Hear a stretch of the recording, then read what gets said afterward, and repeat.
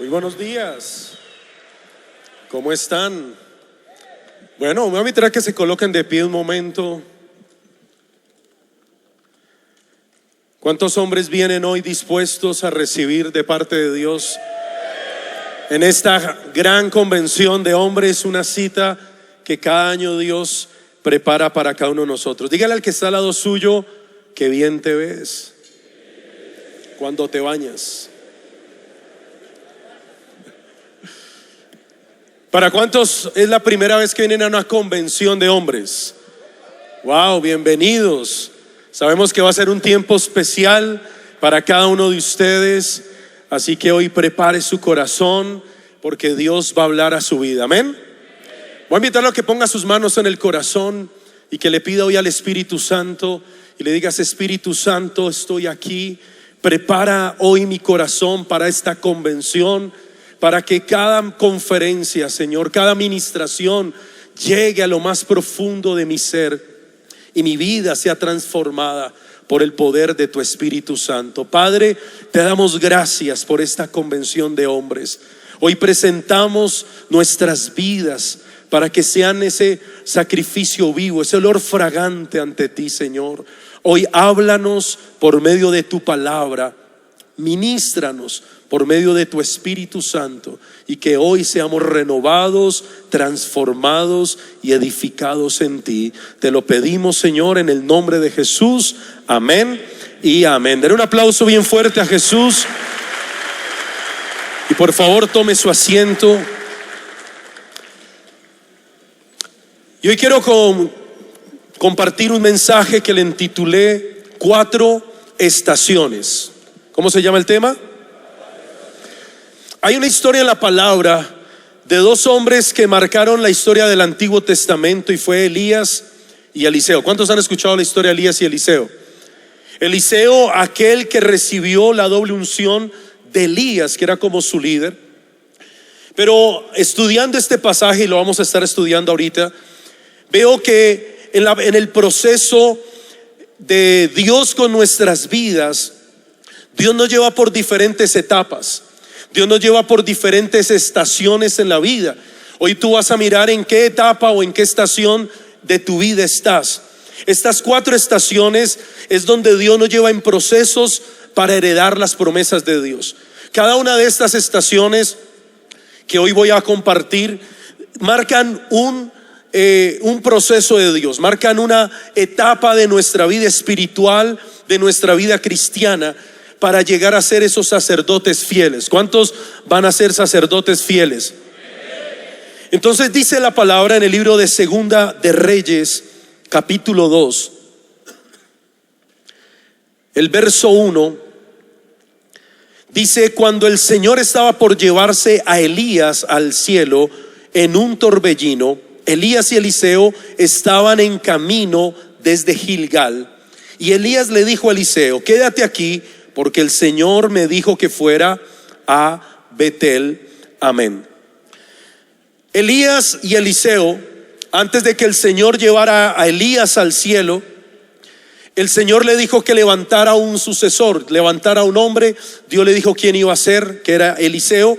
Y Dios le dice a Elías que preparara al nuevo rey de Israel y que preparara al profeta. Entonces Eliseo se convirtió en ese hombre que iba a heredar esa doble porción del espíritu que había en Elías. Pero no fue un proceso de la nada, no fue un proceso fácil. Fue un proceso donde Dios llevó a Elías y a Eliseo en 4 ciudades, 4 estaciones que marcaron algo en la vida de Eliseo para que se convirtiera en el sucesor de Elías. De la misma manera, Dios en cada uno de nosotros nos lleva por esas etapas donde Dios quiere marcar algo en cada uno de ellos. La primera ciudad, cuando Elías estaba con Eliseo, le dice Elías a Eliseo, yo creo que de una manera intencional le dice: quédate aquí, porque Dios me ha dicho que vaya a tal ciudad.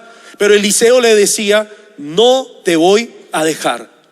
Creo que hay algo que veo y noto en todos los versos que vamos a leer en adelante, y es que Eliseo siempre fue determinado. Elías le decía: quédate acá, déjame ir solo.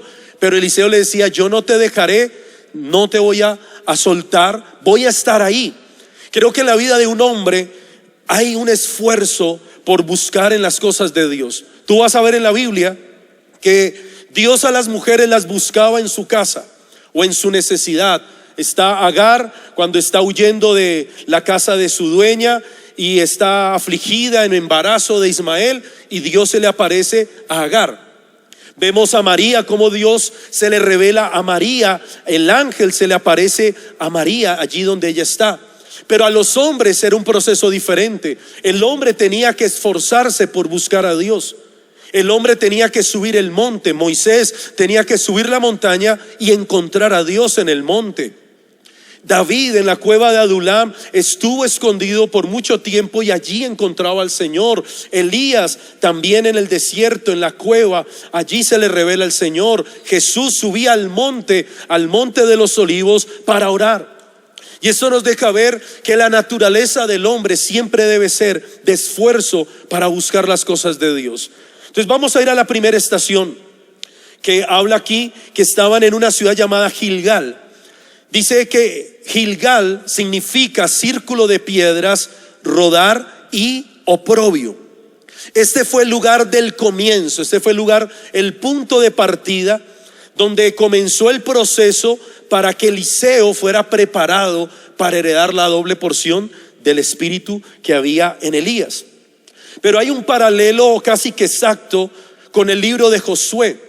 Josué, antes de entrar a conquistar la tierra prometida, Dios también llevó a Josué y al pueblo de Israel en varias etapas antes de entrar a conquistar la tierra prometida. Y esto nos habla de algo, que hay una preparación para heredar las promesas de Dios. Entonces el primer lugar se llama Gilgal.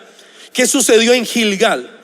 Gilgal en la Biblia, en la historia bíblica, vamos a mirarlo en Josué capítulo 5 para entender qué es Gilgal y por qué Elías y Eliseo comenzaron en Gilgal. ¿Qué significa Gilgal? Josué capítulo 5 verso 2 dice: Dios le habló a Josué y le dijo: ordena que se fabriquen unos cuchillos de piedra y circuncida a los israelitas. Josué hizo lo que Dios le había mandado, y todavía hoy el lugar donde se celebró esa ceremonia se llama Monte Aralot. Fue necesario hacer esto porque todos los israelitas adultos que habían sido circuncidados antes de salir de Egipto ya habían muerto en el desierto. Todos los hombres y muchachos que habían salido de Egipto ya estaban circuncidados, pero con los que nacieron en el desierto no se había llevado a cabo esta ceremonia. Verso 8: después de la circuncisión, todos se quedaron en el campamento hasta que sanaron de sus heridas. Entonces Dios le dijo a Josué: ya les he quitado la vergüenza de haber sido esclavos en Egipto. Por eso hasta hoy ese lugar se llama Gilgal. Gilgal representa el lugar de nuestro comienzo, donde Dios tiene que sanar y liberar. Pero ¿qué sucedió en Gilgal? Dice la Biblia que fueron circuncidados. Ahora, ¿quién sabe qué es la circuncisión? Creo que entre hombres es más fácil entender, ¿no? Cuando uno le dice a una mujer que es la circuncisión, no lo entiende. Pero los hombres creo que entendemos lo que es la circuncisión. Fue la señal del pacto que Dios hizo con Abraham cuando el Señor se le revela a Abraham y hace un pacto con él y su descendencia, y era a través de cortar el prepucio del miembro del hombre. Y todos los judíos, todos los descendientes de Abraham, ni siquiera solo los judíos, sino todos los que son descendientes de Abraham practican esta ceremonia llamada circuncisión. Ahora, ¿cómo lo hacían en el tiempo antiguo? No habían bisturís, no había anestesia. Usaban algo llamado un pedernal. ¿Qué era un pedernal? Un cuchillo de piedra. Era una piedra afilada, y con esto circuncidaban a los hombres. Ahora, necesito un voluntario para explicar más. Si alguien se ofrece y puede pasar acá y hacemos esto un poco más gráfico para que lo entiendan. Ese prepucio que quitaban del hombre con un pedernal, ahora imagínense, era más o menos algo así, ¿sí? Y cogían y quitaban el pedazo de prepucio. Pero ¿qué representaba la circuncisión? Dice la Biblia que cuando Josué iba a entrar a la tierra prometida, Dios le dijo: tienes que circuncidar a los hombres que van a entrar a poseer la tierra, porque durante 40 años no se practicó la circuncisión. Mientras el pueblo de Israel estuvo en el desierto, la circuncisión se dejó de practicar. Entonces todos los hombres, porque esto debía hacerse al 8º día de nacido, todo varón a los 8 días de nacimiento tenía que ser circuncidado en señal del pacto de Dios con Abraham y su descendencia. Hasta el día de hoy, actualmente, los judíos y los países o descendientes de Abraham siguen practicando la circuncisión. Lógico, ya no lo hacen con un pedernal, pero lo que me impacta es que cuando Josué va a entrar a la tierra prometida, ya no eran bebés de 8 días de nacidos, eran hombres entre los 20 y 40 años. Porque el que más joven salió, el que haya nacido en el desierto, tendría 40 años de estar en el desierto y no había sido circuncidado. Ahora, circuncidar a alguien de 20 a 40 creo que dolería un poquito más. Y entonces el trabajo del sacerdote, gracias a Dios ya se abolió esto, porque si no, los pastores nos tocaba actualmente, aparte del bautismo, circuncidar. Pero ¿qué representaba la circuncisión? Dice que el Señor le dijo a Josué que debía quitar el oprobio de Egipto. También era una señal de liberación, de romper con todo lo que había estado en Egipto en ellos. Y entonces dice la Biblia que Josué llevó a todos los hombres mayores de 20 años y los circuncidó. Pero es una cirugía un poco dolorosa. No sé aquí cuántos de verdad le hicieron la circuncisión, porque algunos por temas médicos deben hacerlo, ¿no? Pero dice que estuvieron 3 días hasta que sanaron. ¿Y qué representa eso para nosotros? En el Nuevo Testamento el apóstol Pablo habla acerca de la circuncisión en un debate entre Pablo y Pedro, donde Pedro quería establecer la circuncisión para los pueblos gentiles, los pueblos no descendientes de Abraham. Y entonces Pablo le dice: no debemos obligar a los que no son judíos a circuncidarse, porque esa es una práctica solamente para los judíos. Gracias a Dios no somos judíos, porque si no nos tocaba, ya sabe. Y entonces Pablo le dice: esta circuncisión ya no es hecha de mano de hombre, sino se tiene que hacer en el corazón, y representa la liberación de la opresión de la esclavitud de Egipto. Sabemos que Egipto representa el mundo, sabemos que Egipto representa la esclavitud en la que el pueblo estuvo por más de 400 años. Ahora, Dios te trajo esta convención con un propósito: te va a circuncidar. Te va a circuncidar el corazón. Es la primera etapa. Todo hombre que quiere empezar un proceso en Dios para heredar una unción, para tener una autoridad, Dios tiene que llevarnos primero a un lugar para liberarnos y para sanarnos. Dios no puede usar hombres que estén atados. Dios no puede usar hombres que estén heridos. Josué iba a entrar con todo un ejército de hombres a conquistar la tierra prometida, pero no podía entrar con hombres incircuncisos. Por eso Dios dijo: para entrar a conquistar la tierra debes hacerlo con hombres que estén circuncidados, que estén bajo el pacto de la circuncisión, donde no tengan nada en su corazón de la esclavitud de Egipto. Muchas veces hay hombres que dicen: Señor, pero ¿por qué yo no avanzo en la vida cristiana? ¿Por qué no avanzo en la vida espiritual? ¿Por qué no avanzo en ciertas conquistas? La pregunta es porque tal vez en tu corazón hay todavía cosas que tienes que romper del pasado, porque todavía en tu corazón hay cosas que tienes que romper del mundo, porque hay ataduras con las que estás luchando, y a menos que vayas a Gilgal a ser liberado y a ser sanado, luchan con cosas del pasado. Todavía están batallando con pensamientos, deseos, cosas fuera de orden. ¿Y qué quiere hacer el Señor? Él no te puede llevar a ser un sacerdote fiel a menos que vayas primero a Gilgal, a menos que el Señor haga una circuncisión en tu corazón y quite de tu vida todo lo que viene de tu pasado, las ataduras, los pecados, las marcas, las heridas, porque eso representa Gilgal. Gilgal significa el lugar del oprobio, donde el oprobio es quitado. Si tú viviste cosas en el pasado, luchaste con cosas desde el mundo, con vicios, pecado, inmoralidad, no vas a poder avanzar. Y aunque Dios quiera usarte, aunque Dios quiera hacer cosas grandes con tu vida, tienes que ir primero a Gilgal. Es el comienzo. Dios te trajo a esta convención y no es casualidad que Josué, cuando estuvo con estos hombres, dice la Biblia que estuvieron 3 días hasta que sanaron. ¿Cuántos días dura la convención? 3 días. Dios te trajo a la convención, ¿a qué? Porque va a sacar un pedernal y va a tener que hacer una cirugía en tu corazón. Hoy Dios va a liberarte de cosas, te va a sanar de cosas del pasado. Si has estado luchando con pecados, con vicios, con inmoralidad, hoy tienes que ir a Gilgal y decirle: Señor, rompe todo lo que viene del mundo. Rompe todo lo que me esclaviza, rompe todo lo que traigo de mi vida pasada. No quiero vivir más en la carne, quiero nacer a las cosas del Espíritu. Amén. Entonces, la primera estación, ¿cuál es? Gilgal, donde Dios circuncidó. El verso 2 de Segunda de Reyes 2 dice: después de Gilgal, dice, así que descendieron juntos a Betel. El grupo de profetas de Betel se acercó a Eliseo para preguntarle. El segundo lugar se llama Betel, es la segunda estación. Primero Dios llevó a Elías y a Eliseo a Gilgal, a ser liberado, a ser sanado de lo oprobio, donde Dios hizo un pacto con Abraham.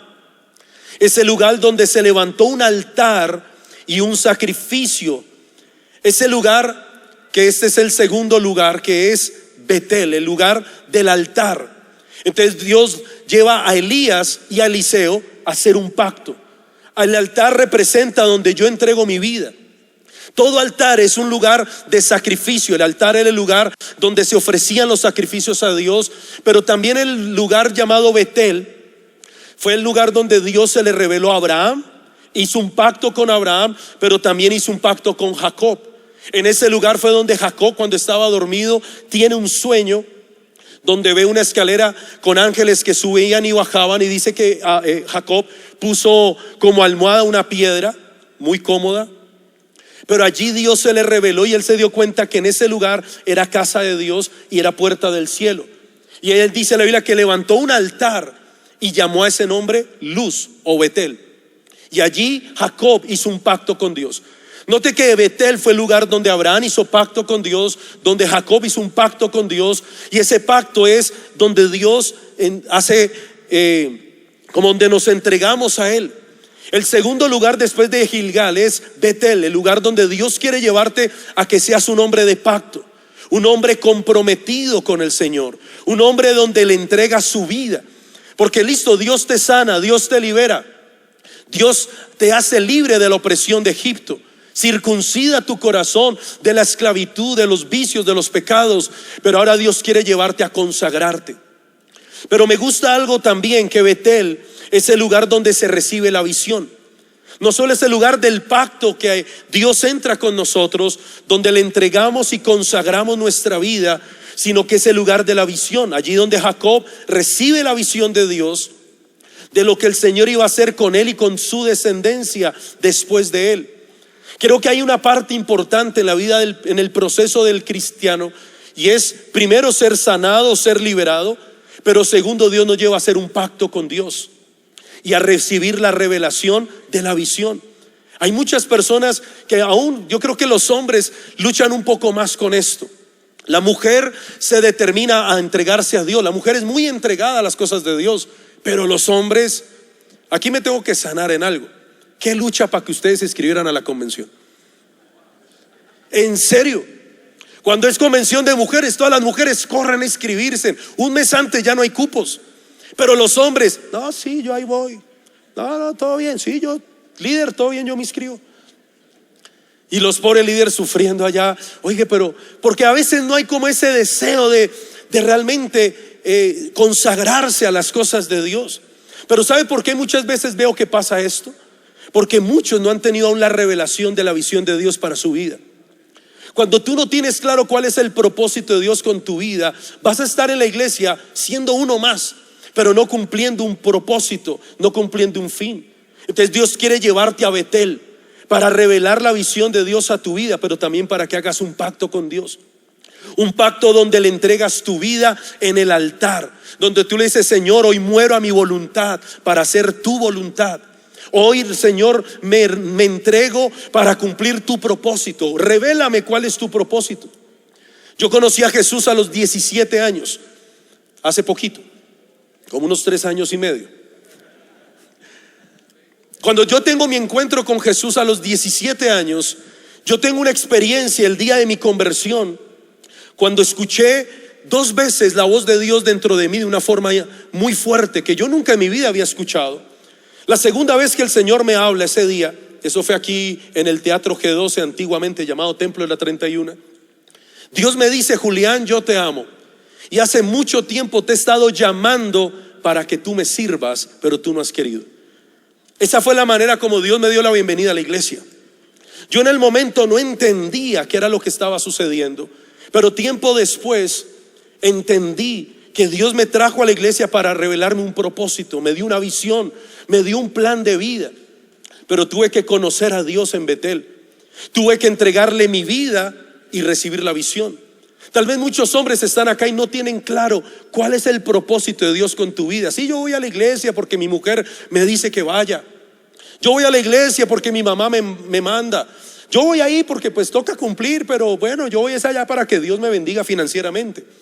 Y no entiendes que hay un sacerdocio que Dios tiene para ti, que Dios te quiere levantar como un hombre de Dios, como un hombre de pacto, como un hombre consagrado, que sea el sacerdote de su familia, de su casa, de una ciudad y de una nación. Pero tienes que hacer pacto. El pacto es entregar tu vida y a cambio vas a recibir la revelación de Dios, la visión de Dios para tu vida. Vas a entender cuál es tu propósito en esta tierra. Entrar a servir, a ser ese sacerdocio que servirá y glorificará al Señor. El tercer paso, la tercera estación es Jericó. Dice en el verso 4, Segunda de Reyes capítulo 2, verso 4: quédate aquí porque el Señor me dijo que fuera a Jericó. Pero Eliseo le respondió de nuevo: tan cierto como el que el Señor vive y que tú vives, nunca te dejaré. Así que continuaron juntos a Jericó. Ahora, ¿qué es Jericó? Jericó es el lugar de la confrontación. Note cómo Dios llevó a Elías primero y a Eliseo, primero Gilgal, luego a Betel, el lugar del pacto, pero luego fueron a Jericó. ¿Y qué sucedió en Jericó?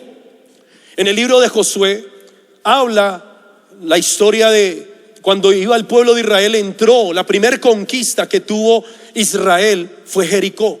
Fue la primera ciudad que conquistaron.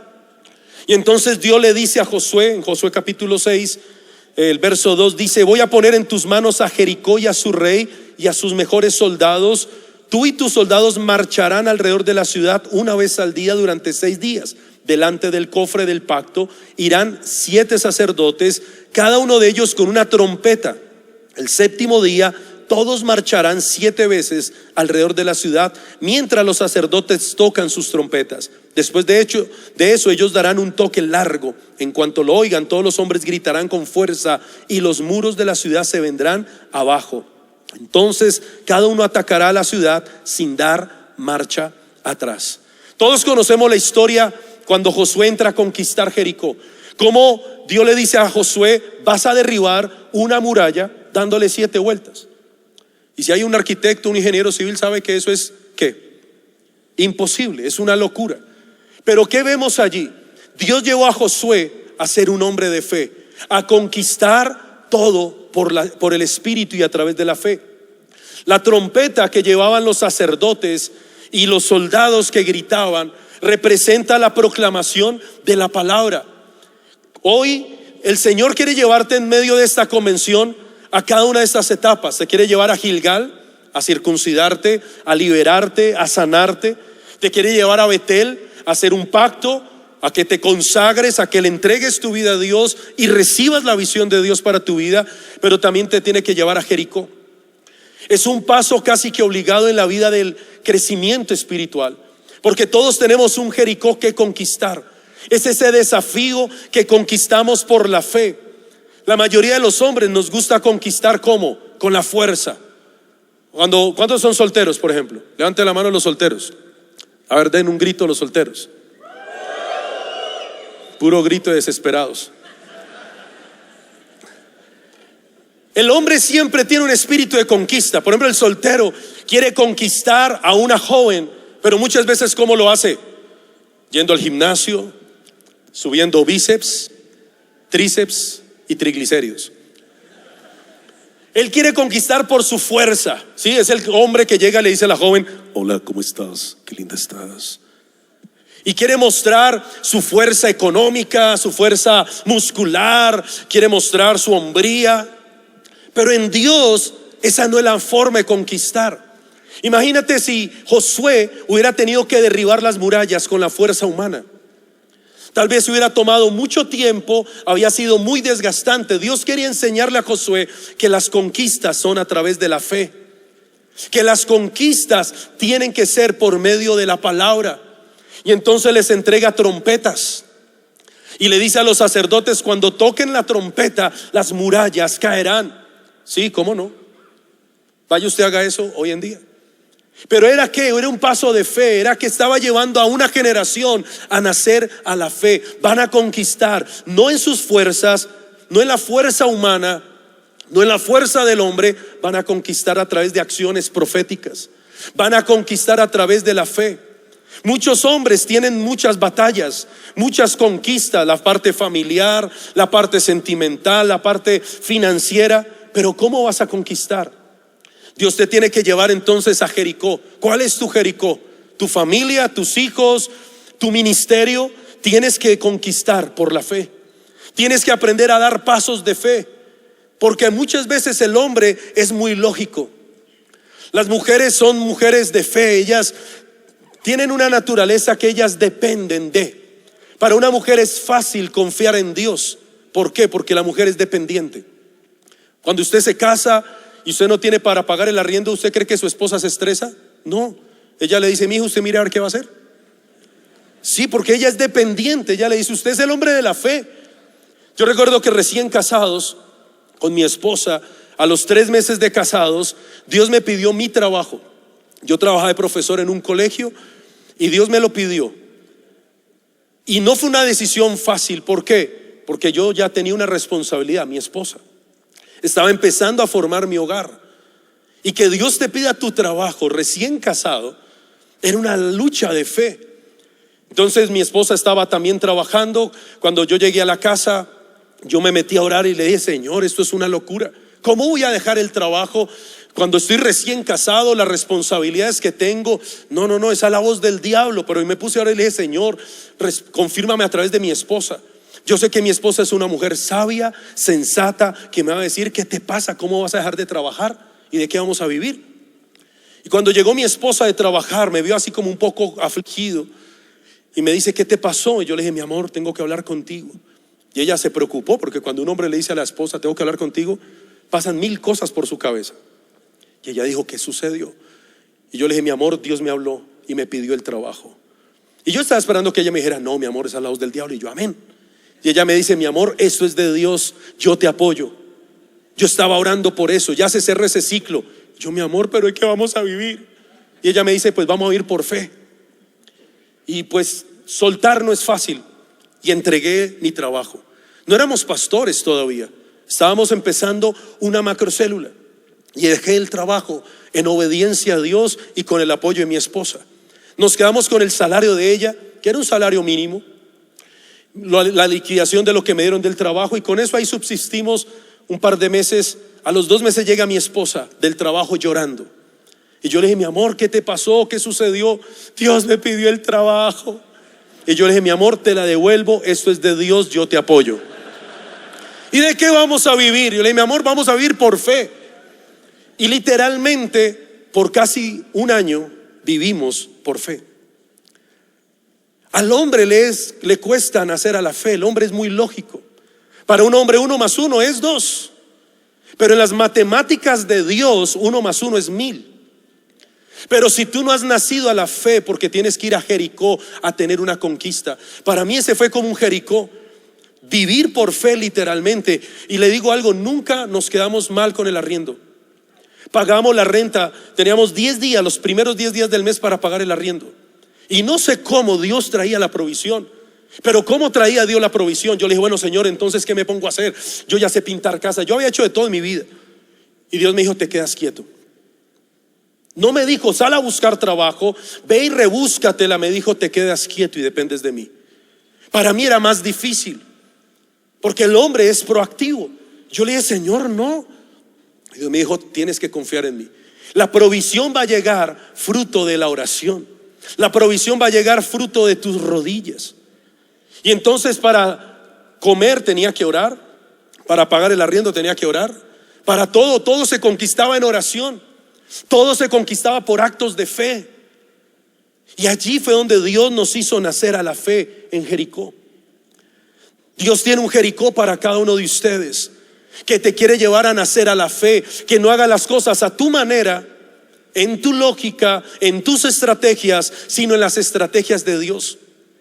Si Josué y el ejército hubieran planeado una estrategia para destruir Jericó, les hubiera tomado mucho tiempo hacerlo. Pero Dios les dio la estrategia y les dijo, solamente obedezcan lo que yo les digo, háganlo por la fe y van a ver la victoria. Y es así como Josué va con todo su ejército, rodean la ciudad 7 veces y los muros caen, y todo fue un acto profético, un acto de fe. ¿Cuál es el Jericó al que Dios te está llevando? ¿Cuál es ese Jericó donde Dios te quiere enseñar a depender de Él por medio de la fe? Pero si no naces a la fe, no va a haber conquista, porque no es a la manera de nosotros, es a la manera de Dios. Y la cuarta etapa, la cuarta estación, es el río Jordán. Verso 6 de Segunda Reyes 2 dice, quédate aquí, porque el Señor me dijo que fuera al río Jordán. Pero una vez más Eliseo respondió, tan cierto como que el Señor vive y que tú vives, nunca te dejaré. Así que siguieron juntos. 50 hombres del grupo de los profetas también fueron y observaron de lejos cuando Elías y Eliseo se detuvieron junto al río Jordán. Luego Elías dobló su manto y con él golpeó el agua y se dividió en dos, y ambos cruzaron sobre tierra seca. Cuando llegaron al otro lado, Elías le dijo a Eliseo. El río Jordán representa el paso a una nueva etapa. Es el lugar donde Dios prueba nuestra fe, pero es el lugar donde veo milagros y donde veo lo sobrenatural de Dios. En Josué capítulo 3 verso 5 dice, Josué por su parte dijo a todo el pueblo, prepárense para presentarse ante Dios, mañana Dios hará un gran milagro entre nosotros. Después le dijo a los sacerdotes, carguen sobre sus hombros el cofre del pacto y salgan, nosotros lo seguiremos. Y así lo hicieron. Dios le dijo a Josué, lo que voy a hacer hoy convencerá a todo el pueblo de Israel de que estoy contigo como estuve con Moisés, y te reconocerán como líder. Dile a los sacerdotes que llevan el cofre del pacto que cuando lleguen al río, entren al agua, se quedará cerca de la orilla. Dos sucesos que son los únicos en la Biblia que muestra cuando el río Jordán se detuvo. Moisés entregándole la autoridad a Josué. Moisés dividió el mar rojo, Josué dividió el río Jordán. Cuando llegó Josué con el pueblo de Israel a entrar a la tierra, iban los sacerdotes adelante con el arca del pacto en sus hombros, y cuando ellos tocaron el río se detuvo, quedó en seco y pasaron en seco el río Jordán. Lo mismo sucedió con Elías y Eliseo. La cuarta estación, el cuarto paso, el cuarto proceso de Elías con Eliseo fue llevarlo al Jordán. Cuando están en el Jordán, dice que allí Elías se quitó el manto que tenía y golpeó las aguas del río Jordán, y éstas se abrieron y ellos cruzaron, Elías y Eliseo cruzaron al otro lado. Fue como un acto simbólico y profético de lo que sucedió cuando Josué pasó a la tierra prometida. Pero ahí es donde vienen los carros de fuego, se llevan a Elías y el manto de Elías cayó. Y entonces, ¿qué hizo Eliseo? Tomó el manto de Elías, lo dobló, y ¿qué hizo? Golpeó también las aguas del Jordán, y vuelve y se abre el río y cruza en seco. Y entonces toda la compañía de profetas que habían, viendo el suceso, reconocieron que sobre Eliseo estaba la misma unción de Elías, que fue similar a lo que sucedió con Josué. Cuando vieron que Josué pasó en seco el río, se dieron cuenta que Dios estaba con Josué, así como estuvo con Moisés. ¿Sabes qué, hombre? La autoridad es algo que se gana por medio de fe. Hay un Jordán, el Jordán es el paso a una nueva etapa. Dios a través de esta convención te va a llevar a un nuevo nivel de la fe, para que tu familia, tus discípulos, tu ministerio puedan ver, Él es el hombre de Dios. Él es el hombre de Dios que tiene la autoridad, porque el manto representa ¿qué? La autoridad que Dios pone sobre nuestras vidas. Para ser esos sacerdotes fieles necesitamos un manto de autoridad. Que ese manto venga sobre nuestras vidas, pero ese manto se va o se gana en el río Jordán, el lugar donde estoy cruzando a una nueva etapa, donde voy a pasar a un nuevo nivel. Tú no puedes seguir en el nivel en el que estás. Tú no puedes seguir siendo el mismo líder de siempre. No puedes seguir siendo el mismo hombre con las mismas luchas. Una vez se encuentra personas en la iglesia y uno le dice: ¿qué hubo, hermano? ¿Cómo va? Y entonces responde: bien, pastor, ahí en la lucha. Un año después se lo vuelve a encontrar y: ¿qué hubo, hermano? ¿Y cómo va? Ahí en la lucha. Es el indio mucha lucha. Siempre anda en la lucha, pero no avanza. Tienes que cruzar el Jordán. Cuando Josué cruzó el Jordán, dice la Biblia que el maná cesó. ¿Qué significa esto? Madurez. Es el tiempo de la madurez espiritual, donde tienes que aprender a depender de Dios y conseguir tu pan, donde entraron a conquistar la tierra prometida. Pero tienes que cruzar el Jordán en un acto de fe. Tienes que recibir el manto de la autoridad y de la unción y comenzar a hacer lo que Dios te ha mandado a hacer. Esta convención va a marcar un antes y un después en cada uno de ustedes, porque Dios te va a llevar en cada uno de estos 3 días de convención a estas 4 estaciones. Te va a llevar a Gilgal, al lugar donde Dios te va a circuncidar, donde Dios te va a liberar, donde Dios te va a sanar. Te va a llevar a Betel para que entres en pacto, para que te consagres, para que mueras a tu yo y le sirvas a Dios y recibas la visión de Dios para tu vida. Te va a llevar a Jericó, te va a enseñar a conquistar por medio de la fe, y te va a llevar al Jordán para que cruces a un nuevo nivel. Cuando termine esta convención, habrás cruzado el Jordán, recibirás un manto de autoridad, un sacerdocio nuevo, una autoridad nueva, para que ejerzas esa autoridad en tu vida, en tu casa y en tu ministerio. Amén. Voy a invitar a que se pongan de pie. Ahí donde estás. Estas 4 estaciones son 4 pasos o son 4 tiempos. Tal vez no todos están en la misma posición, tal vez no todos están en Gilgal, tal vez hay algunos que estén en esta estación de Gilgal, que están en un proceso de liberación, de santificación. Tal vez otros están en Betel, otros están en Jericó, tienen sus conquistas. Tal vez otros están cruzando un Jordán. No importa la etapa o la estación en la que estés, necesitas avanzar. Así que voy a invitarte a que cierres tus ojos allí donde estás y pongas tus manos en el corazón, y hoy puedas decirle al Señor: Señor, revélate a mi vida y muéstrame, Señor, aquellas cosas que necesitan ser cambiadas en mi corazón. Muéstrame aquellas áreas en las que necesito ser liberado, ser sanado, Señor. Porque tú no me puedes usar, no me puedes llevar a otro nivel si no paso por Gilgal. Hoy dile: Señor, circuncida mi corazón. Quita aquellas cosas que no te agradan de mi vida. Arranca de mi corazón el orgullo, la carnalidad, la impureza, el odio, el resentimiento, la maldad. Todo lo que viene del mundo, todo lo que viene de la esclavitud de mi vida pasada. Y hoy rompe las cadenas, rompe las ataduras.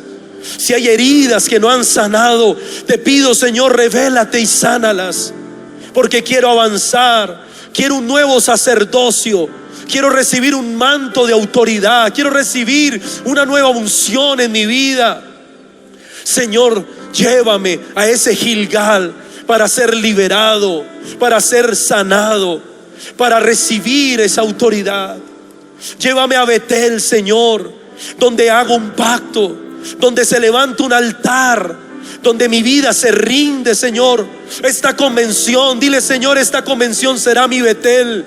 Será el lugar del altar donde entregaré mi vida, donde me consagraré para tu servicio, pero también donde voy a recibir la visión tuya para mi vida. Revélame tu visión, Señor, como lo hiciste en Betel con Jacob, Señor, y le mostraste lo que tenías para él y para su futuro.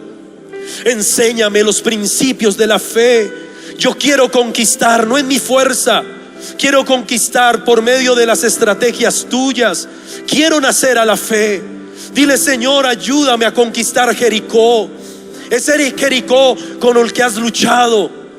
Tal vez ese Jericó es tu ministerio, es la iglesia que Dios te ha puesto a pastorear. Ese Jericó es tu familia, es tu empresa. Pero tal vez no lo vas a conquistar con estrategias humanas, lo vas a conquistar con las estrategias divinas. Y tienes que nacer a la fe en Jericó. Tienes que ser sensible a la guía del Espíritu Santo para ver lo sobrenatural. Dile: Señor, quiero cruzar el Jordán. Quiero recibir ese manto de autoridad. Hoy pide al Señor que cruces el Jordán como Elías y Eliseo cruzaron el Jordán, y como Eliseo recibió ese manto de autoridad. Dile: Señor, yo quiero tener ese manto de autoridad, el que tú me has dado, Señor. Quiero recibir esa unción, ese poder tuyo que me lleve a avanzar. No quiero estar más estancado en el ministerio, en mi familia, en mis finanzas. Quiero cruzar el Jordán. Quiero entrar en una nueva etapa. Quiero entrar en una nueva dimensión, Señor. Quiero recibir ese manto de autoridad. Quiero recibir ese manto de unción sobre mi vida. Quiero ver lo sobrenatural a través de mi vida. Quiero ser ese sacerdote fiel que te honra, que te glorifica, que te sirve, Señor. Hoy levanta tus manos y vas a rendirle tu corazón a Él. Vas a rendirle tu vida y vas a pedir ese mover de Dios, ese manto, esa autoridad, para que al salir de esta convención en estos 3 días diga: salí con un manto nuevo, con un manto, un sacerdocio nuevo, una autoridad nueva, y seguiré avanzando en el propósito que Dios tiene para mi vida. Levanta ahí tus manos y entrégale hoy tu corazón. Ríndele tu vida al Señor.